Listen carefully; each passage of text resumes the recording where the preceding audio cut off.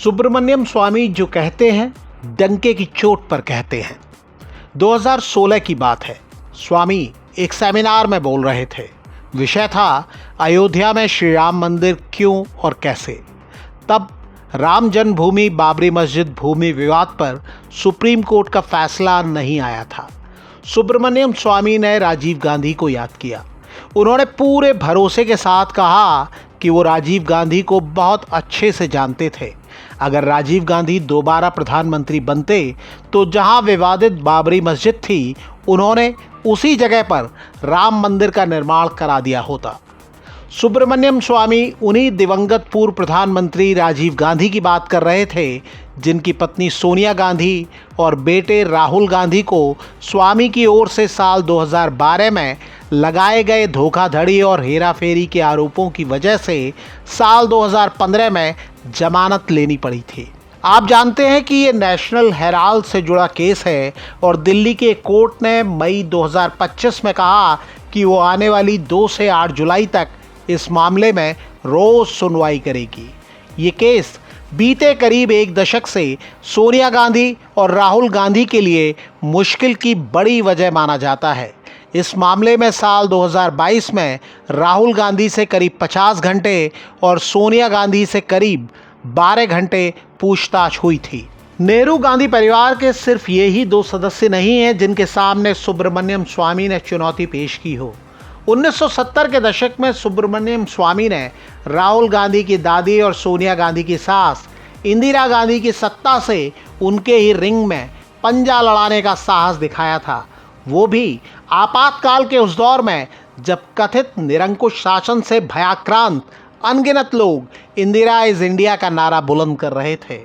विपक्ष के तमाम बड़े नेता या तो जेल में थे या फिर छुपे छुपे घूम रहे थे और जो बाहर थे उनमें से ज़्यादातर ने या तो आपातकाल का समर्थन किया हुआ था या फिर माफ़ीनामे पेश कर दिए थे।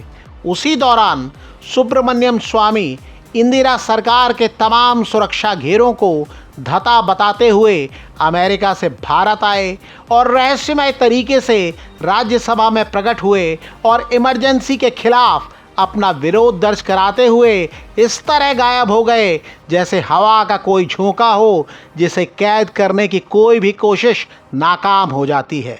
इमरजेंसी के 50 साल पूरे हुए हैं। ऐसे में इस कहानी को एक बार फिर दोहराना बनता ही है। हम इस वीडियो में उस पर आगे बात करेंगे।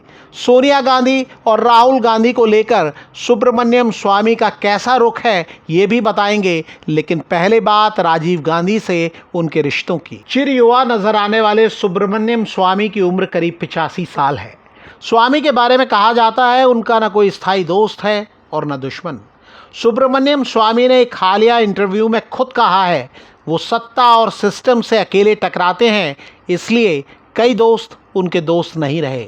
आम राय यह है कि वो नेहरू गांधी परिवार के धुर विरोधी हैं, लेकिन इसमें एक अपवाद हैं, राजीव गांधी। सुब्रमण्यम स्वामी के मुताबिक राजीव गांधी उनके दोस्त थे। ये बात वो तब कहते हैं जबकि ये तथ्य है कि राजीव गांधी की मां इंदिरा गांधी हो या फिर राजीव गांधी की पत्नी सोनिया गांधी और बेटे राहुल गांधी, ये सभी स्वामी की वजह से मुश्किलों में घिरते रहे हैं। मार्च 2017 में पटना के एक कार्यक्रम में स्वामी ने दावा किया राजीव गांधी नेहरू गांधी परिवार में एकमात्र अच्छे इंसान थे। स्वामी के मुताबिक राजीव गांधी ने हिंदुओं को जागृत करने का काम किया। अक्टूबर 2022 में ईटीवी भारत को दिए एक इंटरव्यू में स्वामी ने कहा था राजीव गांधी उनसे जो कहते थे वो करते थे। स्वामी के मुताबिक राम मंदिर के लिए राजीव गांधी ने उनसे पूछा कि क्या ताला खोलना चाहिए। जब स्वामी ने कहा हाँ तो उन्होंने ताला खुलवा दिया। स्वामी के मुताबिक जब उन्होंने विश्व हिंदू परिषद को शिलान्यास की अनुमति देने को कहा तो राजीव गांधी ने ऐसा ही किया। राजीव गांधी जब प्रधानमंत्री थे तब दूरदर्शन पर रामानंद सागर का रामायण सीरियल टेलीकास्ट हुआ था और बहुत पसंद किया गया था। स्वामी के मुताबिक इसकी सलाह भी उन्होंने ही राजीव गांधी को दी थी। हालांकि वो राजीव गांधी के बेटे और लोकसभा में विपक्ष के नेता राहुल गांधी पर कतई मेहरबान नहीं दिखते। वो उन्हें कई कानूनी मामलों में उलझा चुके हैं, इनमें नागरिकता से जुड़ा मामला भी है। वो राहुल गांधी की मां और राजीव गांधी की पत्नी सोनिया गांधी पर भी कई आरोप लगाते रहे हैं। सबसे चर्चित नेशनल हेराल्ड का मामला है। साल 2012 में सुब्रमण्यम स्वामी ने सोनिया गांधी, राहुल गांधी और कांग्रेस के कुछ नेताओं पर आरोप लगाया कि उन्होंने नेशनल हेराल्ड की संपत्तियों पर कब्जे के लिए यंग इंडिया लिमिटेड बनाया और नेशनल हेराल्ड का प्रकाशन करने वाली एसोसिएटेड जर्नल्स लिमिटेड यानी AJL का अधिग्रहण कर लिया।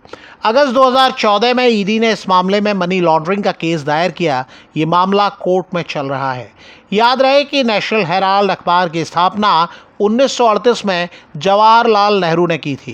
कांग्रेस नेता स्वामी के आरोपों को गलत बताते हैं और किसी भी धोखाधड़ी और हेराफेरी से इनकार करते हैं।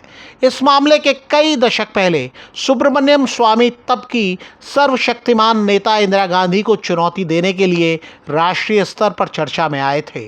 कहा जाता है कि स्वामी किसी वक्त इंदिरा गांधी की तारीफ करते थे, लेकिन बाद में वो उनकी नीतियों की आलोचना करने लगे। स्वामी 1970 के दशक में IIT में पढ़ाते थे। 1972 में उन्हें IIT से निकाल दिया गया। उस समय इंदिरा गांधी प्रधानमंत्री थीं। स्वामी ने खुद को बर्खास्त किए जाने के फैसले को राजनीति से प्रेरित बताया। वो कोर्ट गए और दशकों तक कानूनी लड़ाई के बाद जीत हासिल की। IIT से निकाले जाने के बाद स्वामी जनसंघ की मदद से संसद पहुंचे। 1975 में इंदिरा गांधी सरकार ने आपातकाल का ऐलान किया तो स्वामी अंडरग्राउंड हो गए। पुलिस उन तक पहुंच नहीं पाई। सुब्रमण्यम स्वामी के मुताबिक करीब 5-6 महीने अंडरग्राउंड रहने के दौरान उस समय के सबसे बड़े नेता जयप्रकाश नारायण ने उन्हें पत्र लिखा और अमेरिका जाकर इंटरनेशनल मीडिया में देश में जो कुछ चल रहा है उसकी जानकारी देने को कहा। स्वामी अमेरिका चले गए। वो उस समय राज्यसभा के सदस्य थे। 1976 के जुलाई महीने में उन्होंने भारत आने और राज्यसभा जाने का फैसला किया।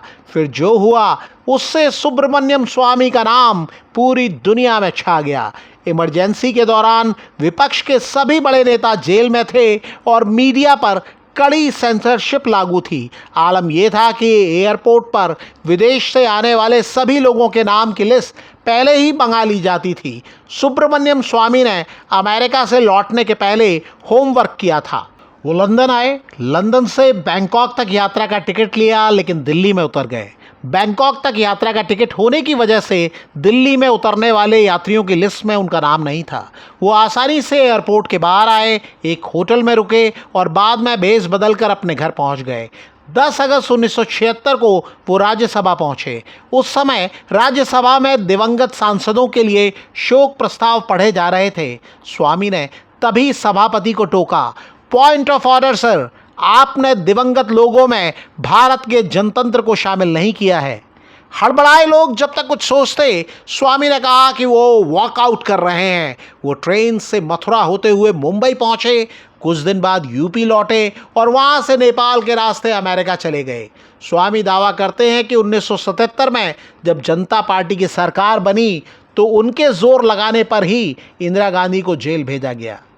इसे स्वामी की जादूगरी ही कहा जाएगा कि इसके कुछ साल बाद इंदिरा गांधी के बेटे राजीव गांधी बतौर प्रधानमंत्री उनकी सलाह से ही कई अहम फैसले ले रहे थे। करिश्मा इतना ही नहीं है। स्वामी ने 1999 में सोनिया गांधी और जयललिता की मुलाकात कराई थी और तत्कालीन प्रधानमंत्री अटल बिहारी वाजपेयी की 13 महीने पुरानी सरकार को गिराने की पटकथा तैयार की थी। स्वामी ने दिल्ली के अशोका होटल में एक टी पार्टी होस्ट की, जहां सोनिया गांधी और जयललिता की मुलाकात हुई।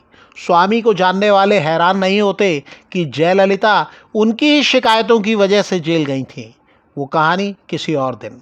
ये वीडियो आपको पसंद आया हो तो प्लीज़ लाइक कीजिए, शेयर कीजिए और कमेंट भी कीजिए।